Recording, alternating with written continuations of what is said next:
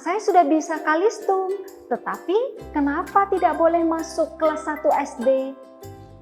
Peraturan Menteri Pendidikan dan Kebudayaan Nomor 1 Tahun 2021 tentang pendaftaran peserta didik baru menyatakan bahwa usia anak masuk kelas SD 1 minimal 6 tahun.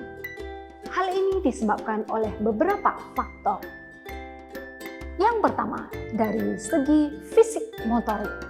Anak ketika berusia 6 tahun, otot-ototnya, motorik kasarnya berkembang semakin optimal. Mereka mampu untuk bertahan belajar dari pagi hingga siang hari.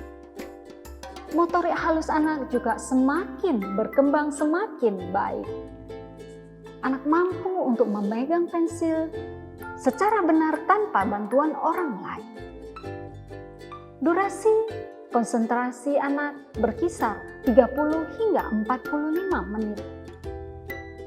Anak sebelum umur 6 tahun, mereka masih suka bergerak, tidak bisa duduk diam, suka bereksplorasi. Sehingga bila kita paksakan mereka untuk masuk SD kelas 1, maka anak akan sulit berkonsentrasi dalam memperhatikan pelajaran di kelas dan akan menimbulkan masalah di kemudian hari. Yang kedua, dari segi kognitif. Anak bukan hanya pintar kalistung, tetapi yang tidak kalah penting adalah anak harus mampu memahami instruksi dan mengerjakan soal yang diberikan. Bila anak belum mampu dan membutuhkan bantuan orang lain, anak akan merasa dirinya tidak kompeten. Yang ketiga, dari segi emosi dan kemandirian.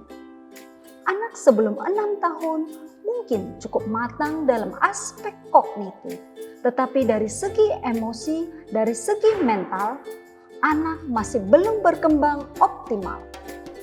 Anak membutuhkan waktu yang lebih banyak untuk bermain daripada belajar. Ketika anak berumur 6 tahun, mereka dapat melakukan tugas perkembangannya secara mandiri. Oleh sebab itu, marilah kita sebagai orang tua menempatkan anak kita sesuai usia tahapan perkembangannya, sehingga anak akan tumbuh sehat, berkembang matang secara jasmani dan rohani sesuai waktunya.